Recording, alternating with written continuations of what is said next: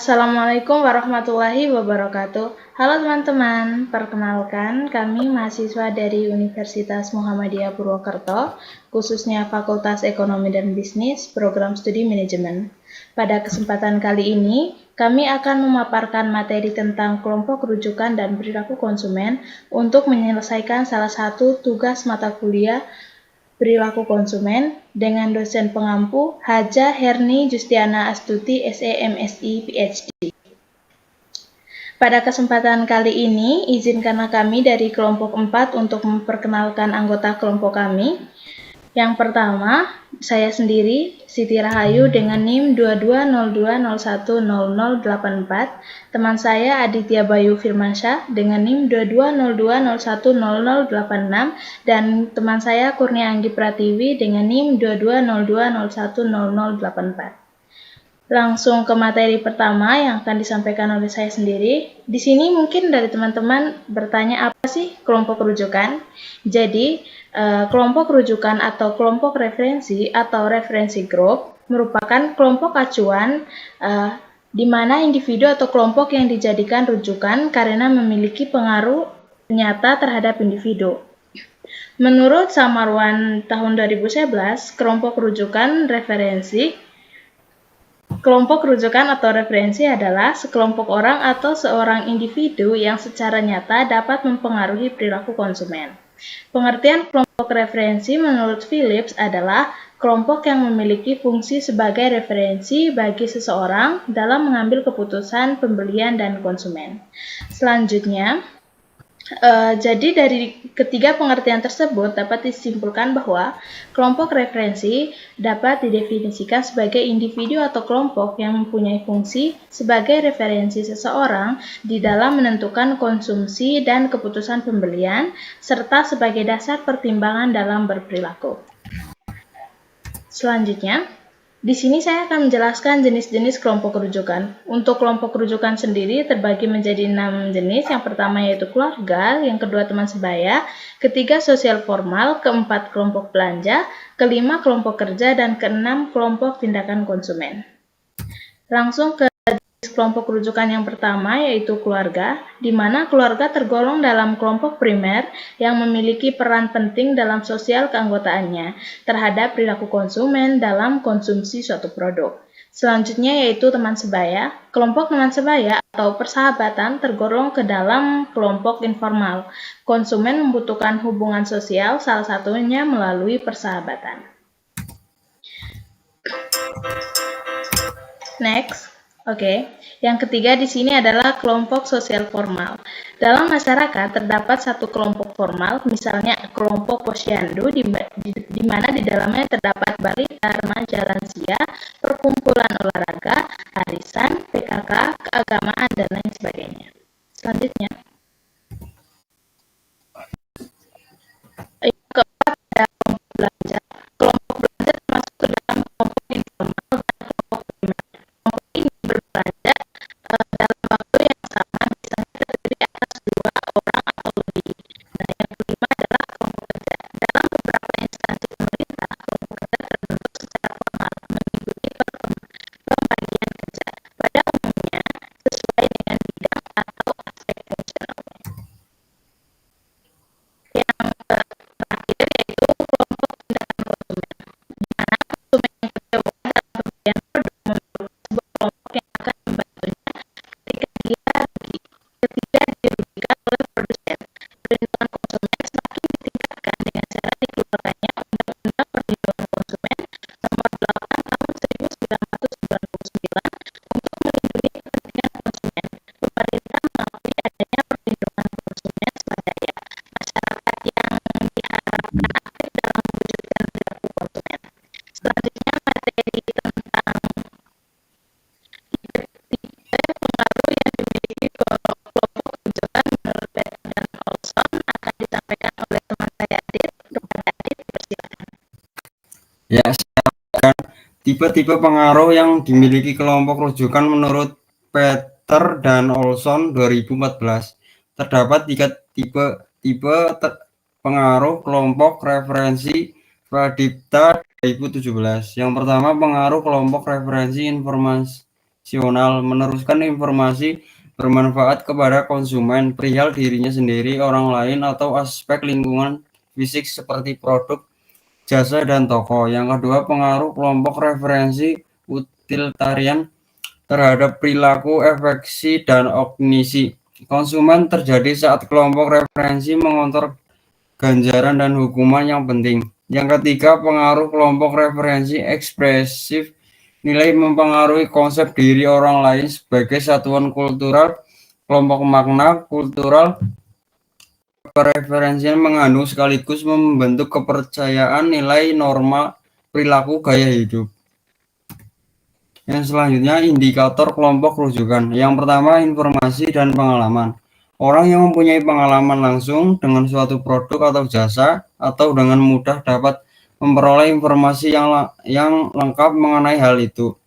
Yang kedua, kredibilitas. Jika para konsumen ingin sekali memperoleh informasi yang tepat mengenai kinerja atau kualitas produk atau jasa, mereka mungkin akan terbujuk oleh orang yang mereka anggap dapat dipercaya dan berpengetahuan. Yang ketiga, sifat menonjol produk. Pengaruh potensi yang dimiliki suatu kelompok acuan terhadap keputusan untuk membeli berbeda menurut seberapa menonjolnya produk itu secara visual atau verbal terhadap yang lain. Pengaruh kelompok referensi. Yang pertama, pengaruh normatif adalah pengaruh dari suatu kelompok referensi terhadap seorang melalui norma-norma sosial yang wajib diikuti dan dipatuhi.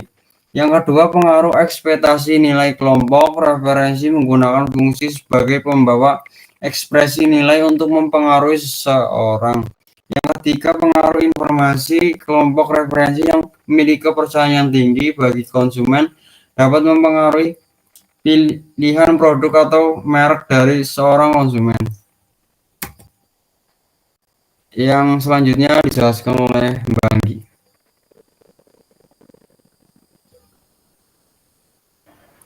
Selanjutnya, itu perilaku konsumen. Perilaku konsumen merupakan perilaku yang ditunjukkan konsumen dalam mencari, menggunakan, menukar, memilih, mengatur, mengevaluasi barang yang dianggap dapat memuaskan kebutuhan mereka.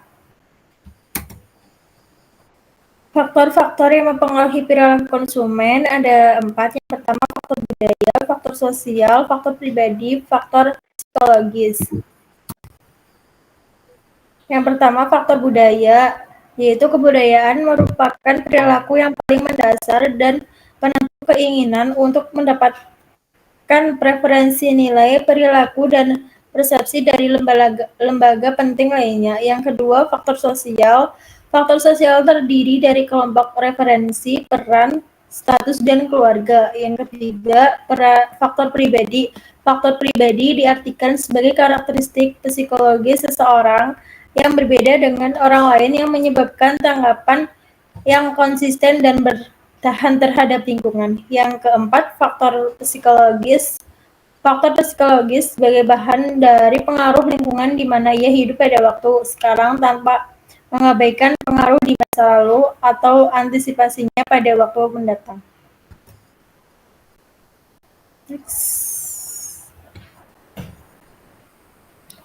Faktor perilaku konsumen ditinjau dari 2 faktor. Yang pertama, faktor internal, terdiri dari sikap, motivasi, kepribadian, belajar, dan gaya hidup. Yang kedua, faktor eksternal, terdiri dari faktor referensi, pengaruh keluarga, kebudayaan, strategi, marketing, dan kelas sosial.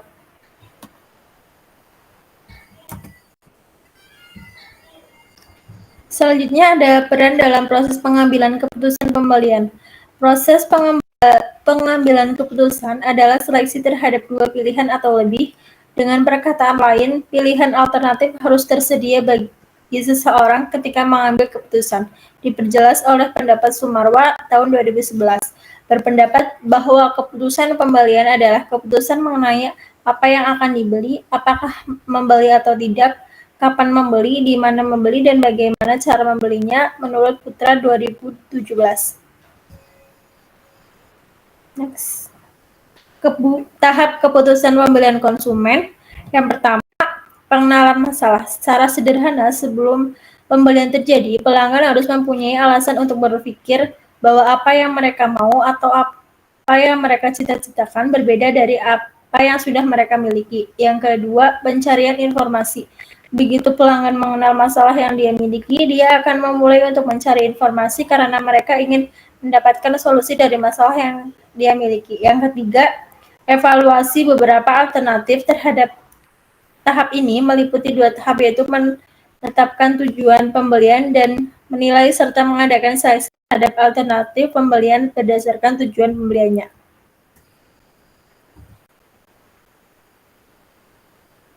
Yang keempat, ada keputusan untuk membeli. Keputusan untuk membeli di sini merupakan proses pembelian yang nyata. Yang kelima, pembelian setelah membeli produk, konsumen akan mengalami level kepuasan atau ketidakpuasan. Yang keenam, yaitu evaluasi paksa pembelian keseluruhan proses belum berakhir setelah pembelian terjadi. Selanjutnya ada indikator keputusan pembelian. Indikator keputusan pembelian menurut Coulter dan Armstrong tahun 2016 nomor 188 mengemukakan keputusan pembelian memiliki dimensi sebagai berikut. Yang pertama, pemilihan produk. Konsumen dapat mengambil keputusan untuk membeli sebuah produk atau menggunakan uangnya untuk tujuan yang lain. Dalam hal ini, perusahaan harus memusatkan perhatiannya kepada orang-orang yang berminat membeli sebuah produk serta alternatif yang mereka pertimbangkan. Yang kedua, pilihan merek. Konsumen harus mengambil keputusan tentang merek nama yang akan dibeli. Setiap merek memiliki perbedaan sendiri. Dalam hal ini, perusahaan harus mengetahui bagaimana konsumen memilih sebuah merek. Yang ketiga, pilihan menyalur. Konsumen harus mengambil keputusan tentang penyalur mana yang akan dikunjungi. Setiap konsumen berbeda-beda dalam hal menentukan penyalur, bisa dikarenakan faktor lokasi yang dekat, harga yang murah, persediaan barang yang lengkap, kenyamanan dalam belanja, keluasan tempat, dan lain-lain. Yang keempat, waktu pembelian. Keputusan konsumen dalam memilih waktu pembelian bisa berbeda-beda. Misalnya ada yang membeli setiap hari, 1 minggu sekali, 2 minggu sekali, dan lain sebagainya. Yang kelima, jumlah pembelian. Konsumen dapat mengambil keputusan tentang seberapa banyak produk yang akan dibelanjakan pada suatu saat. Pembelian yang digunakan mungkin lebih dari satu. Dalam hal ini, perusahaan harus mempersiapkan banyaknya produk sesuai dengan keinginan yang berbeda-beda. Ya, karena metode pembayaran, konsumen dapat mengambil keputusan tentang metode pembayaran yang akan dilakukan dalam pengambilan keputusan menggunakan produk atau jasa. Saat ini, keputusan pembelian dipengaruhi oleh tidak hanya oleh aspek lingkungan dan keluarga. Keputusan pembelian juga dipengaruhi oleh teknologi yang digunakan dalam transaksi pembelian. Selanjutnya ada faktor-faktor pengambilan keputusan. Menurut Ciptono tahun 2017, faktor-faktor yang mempengaruhi keputusan pembelian pelanggan adalah ikatan emosional yang terjalin antara pelanggan dan produsen setelah pelanggan menggunakan produk dan jasa dari perusahaan dan mendapati bahwa produk atau jasa tersebut memberi nilai tambah. Dimensi nilai terdiri dari 4, yaitu yang pertama, nilai emosional, utilitas yang berasal dari perasaan atau afektif atau emosi positif yang ditimbulkan dari mengonsumsi produk. Yang kedua, nilai sosial, utilitas yang didapat dari kemampuan produk untuk meningkatkan konsep diri sosial konsumen. Yang ketiga, nilai kualitas, utilitas yang didapat dari produk karena reduksi biaya jangka pendek dan biaya jangka panjang. Yang keempat atau yang terakhir yaitu nilai fungsional, adalah nilai yang diperoleh dari atribut produk yang memberikan kegunaan atau utility fungsional kepada konsumen. Nilai ini berkaitan langsung dengan fungsi yang diberikan oleh produk atau layanan kepada konsumen. Selanjutnya kesimpulan yang akan dibacakan oleh Mbak Siti Rahayu.